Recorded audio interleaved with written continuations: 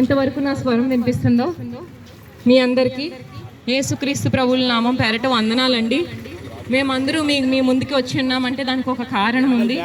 ప్రభు అయిన యేసుక్రీస్తు ప్రభు వారి గురించి కొన్ని మాటలు మీతో పంచుకుందామని మీ మధ్యకి మేము వచ్చి ఉన్నాం.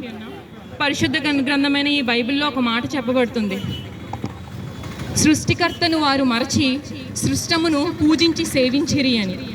అంతేకాకుండా అక్షయమగు దేవుని స్వరూపమును క్షయమగు మనుషుల యొక్కయు జంతువుల యొక్కయు చతుష్పాద వృక్షముల అడవిలో నివసించే జంతువుల యొక్కయు ఆకాశమున ఎగురు పక్షుల యొక్కయు స్వరూపములకు వారు మార్చుకునిరి అని దేవుని వాక్యం సెలవిస్తూ ఉంది. కానీ దేవుడు ఆత్మస్వరూపి అని పరిశుద్ధ గ్రంథమైన బైబిల్ సెలవిస్తుందండి. అంతేకాకుండా ఆకాశంలోనంట సూర్య చంద్ర నక్షత్రములంటండి ఆయన చేతి పనిని వివరించుచున్నవి అని స్పష్టంగా ఈ బైబిల్ గ్రంథంలో వ్రాయబడి ఉంది. అంతరిక్షం అంట ఆయన మహిమను వివరిస్తుందంటండి. అవును, అవన్నీ ఆయన నోటి మాటతో సృష్టించాడనమాట. సృష్టిని కలగజేసిన ఆయన ఉన్నాడు. ఆయన అంటున్నాడు, మనుషులందరికీ నేను రక్షకుడనై ఉన్నాను అని సెలవిస్తున్నాడు. అవునండి, యేసుక్రీస్తు ఒక జాతికి కాదు, ఒక కులానికి కాదు, ఒక మతానికి కాదు, అందరికీ మనుషులందరికీ నేను ప్రభువును. యేసుక్రీస్తు అందరికీ ప్రభువు అని బైబిల్ గ్రంథం సెలవిస్తూ ఉంది. అవునండి, 2000 సంవత్సరాల క్రితం ఆత్మస్వరూపి అయిన దేవుడు మానవులు పాపంలో పుట్టి పాపంలో పెరిగి పాపంలో మరణించే ఈ విధానాన్ని చూసి, అయ్యో నేను మానవుని నా మహిమకై నిర్మించుకుంటే మానవుడు పాపంలోనే పుట్టి చనిపోతున్నాడు అని సంతాపపడి మనుష్యునిగా ఈ లోకానికి వచ్చి కల్వరి గిరిలో నా పాపముల నిమిత్తం, ఎందుకంటే ఒక మాట రక్త ప్రోక్షణ జరగకుండా ఏ మనిషికి కూడా పాప క్షమాపణ అనేది లేదని స్పష్టంగా మన బైబిల్ గ్రంథం సెలవిస్తూ ఉంది. కాబట్టి మనందరి కోసం ఆయన క్రయధనముగా తన రక్తాన్ని కల్వరి సిలువలో చిందించి నా పాపముల నిమిత్తం మనలను మనుషులను సమస్త మానవాళిని ఈ పాప భారం నుండి విడిపించడానికి 2000 సంవత్సరాల క్రితం పసిబాలునిగా ఈ లోకానికి వచ్చండి.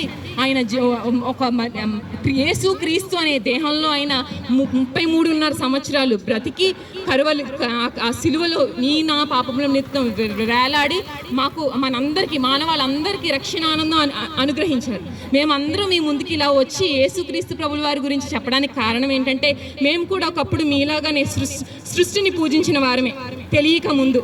కానీ దేవుని వాక్యం చదివిన తర్వాత దేవుడు మాకు కన్నులు తెరిచారనమాట.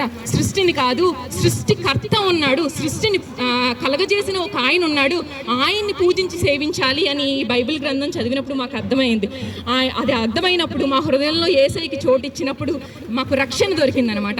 ఈనాడు ఈ రక్షణ కోసం ఏమీ చేయక్కర్లేదండి, పూర్ణ మనసుతో మనఃపూర్వకంగా ప్రభువా నేను పాపిని, నా పాపములు క్షమించు అని ఎవరైతే తమ పాపములు ఒప్పుకొని ఆయన సన్నిధిలో వాటిని విడిచిపెడతారో, ఎవరైతే ఒప్పుకుని విడిచిపెడతారో వారి హృదయంలోకి ఆయన వచ్చి ఈ రక్షణ ఆనందాన్ని ఇవ్వడానికి ఆయన సిద్ధంగా ఉన్నాడు. కాబట్టి ఈ మాటలు ఒక్కసారి గ్రహించండి. మనం ఏం చేస్తున్నాం, మన పనులు ఎలా ఉన్నాయంటే సృష్టిని ఎంతసేపు సృష్టి వైపు మన కనులు ఎందుకు అవే కనబడుతున్నాయి కాబట్టి, సృష్టికర్త మనకు కనిపించట్లేదు కాబట్టి. కానీ ఈ గ్రంథం చదివినట్లయితే సృష్టికర్త గూర్చిన అనేక సంగతులు మీకు తెలుస్తాయండి. కాబట్టి నా మాటలు ద్వారా దేవుడు గ్రహింపించి విన్న వారి హృదయాలకి ఈ రక్షణానందం దేవుడు అనుగ్రహించును గాక. ఆమేన్.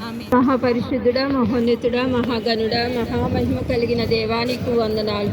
సర్వ సృష్టికి సృష్టికర్తవైన నీవు నా తండ్రి లోకానికి బాలయస్సుగా వచ్చి సకల మానవుల పాప పరిహారార్థమే బలి అయి యజ్ఞమై యాగమైపోయిన దేవుడవు దేవాని స్తోత్రాలు.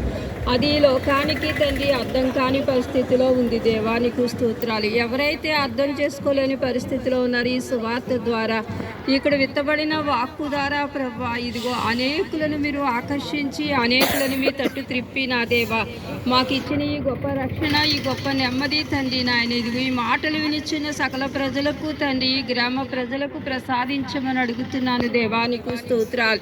గొప్ప దేవానికి వందనాలు, మహాదేవానికి స్తోత్రాలు, మహిమోన్నతుడా నీకు స్తోత్రాలు ప్రభువా. నువ్వంటే ఎరుగని ప్రజలు తండ్రి నాయన ఇదిగో ప్రభువా నా తండ్రి ఇదిగో ఎందరో ఉన్నారు ప్రభువా, నశించిపోతున్నారు దేవా. ఈ సువార్త ద్వారా విత్తబడి నీ వాక్కు ద్వారా నా తండ్రి ఇదిగో నాయన వారిని బాగు చేయమని అడుగుతున్నాను దేవా నశించిన దాన్ని వెతికి రక్షించడానికే బాలయేసుగా ఈ లోకమునకు ఉద్భవించిన దేవా అనేక హృదయాల్లో మీరు జన్మించి ఉద్భవించిన ఆయన అనేక హృదయాలు నీ తట్టు త్రిప్పి నీ మహిమ పొందమని తోడయుండమని యేసు ఉన్నతమైన నామములో అడిగి వేడుకొనుచున్నాము తండ్రి ఆమేన్.